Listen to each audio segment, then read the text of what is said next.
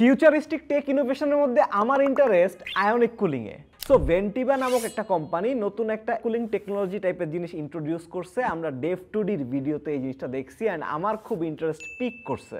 ওদের ionic cooling ইঞ্জিনে কোনো মুভিং পার্টস নাই, কোনো ফ্যান নাই, ফ্যানের সাউন্ডও নাই, একদম সাইলেন্ট। বাট কুলিংটা হচ্ছে বেসিক্যালি এইটা এয়ার মলিকুলসগুলোকে আয়োনাইজ করে একটা এয়ার কারেন্ট তৈরি করে। সো আপনি একটা কুলিং কম্পোনেন্ট পাচ্ছেন যেটা সাইলেন্ট, যেটা সাইজে খুবই কম্প্যাক্ট অ্যান্ড যেটা এনার্জি এফিসিয়েন্টও। অলরেডি এই আয়নিক কুলারটাকে কিন্তু ডেল ওদের একটা টেস্ট ল্যাপটপের মধ্যে ইউজ করতেছে, যেটা প্রোটোটাইপ টাইপের, অ্যান্ড ওরা টেস্ট করতেছে এইটা অ্যাকচুয়াল কমার্শিয়াল ল্যাপটপে ইউজ করা যায় কিনা। সো আমরা যদি ইউজ দেখি কমার্শিয়ালে, তখন আমরা পাবো হচ্ছে অনেক থিনার ল্যাপটপস অ্যান্ড ওয়ারেবলসে কিন্তু ইউজ করা সম্ভব। অ্যান্ড মোস্ট ইম্পর্টেন্টলি এটা এক্সট্রিমলি এনার্জি এফিসিয়েন্ট হবে। খুব লোভনীয় লাগতেছে না? তাহলে ইমপ্লিমেন্ট হচ্ছে না কেন? কিছু ডাউনসাইড তো অবশ্যই আছে, যেমন খরচ বেশি হবে, এরপর এত বেশি আয়োনাইজেশন হচ্ছে, ওজোন প্রডিউস করতে পারে প্রচুর পরিমাণে, এরপর লো স্ট্যাটিক প্রেসারের ব্যাপার সেপারও আছে। সো মানে এইটাকে কেন্দ্র করে কিছু ল্যাপটপ রিডিজাইন করতে হবে, তাহলে আমরা একটা প্রপার ইমপ্লিমেন্টেশন দেখতে পারি হয়তোবা। সো ভেন্টিভার আইস মানে আয়নিক কুলিং ইঞ্জিন নিয়ে আমি অনেক ইন্টারেস্টেড অ্যান্ড এই ধরনের টেকনোলজি কবে আমাদের হাতের ল্যাপটপগুলোতে দেখতে পাবো ইমপ্লিমেন্টেড অবস্থায়, সেটা নিয়ে আমি জানতে চাই। সেটার পার্সেন্টেজ কতখানি মনে হয় আপনার, সেটা কমেন্টে জানান।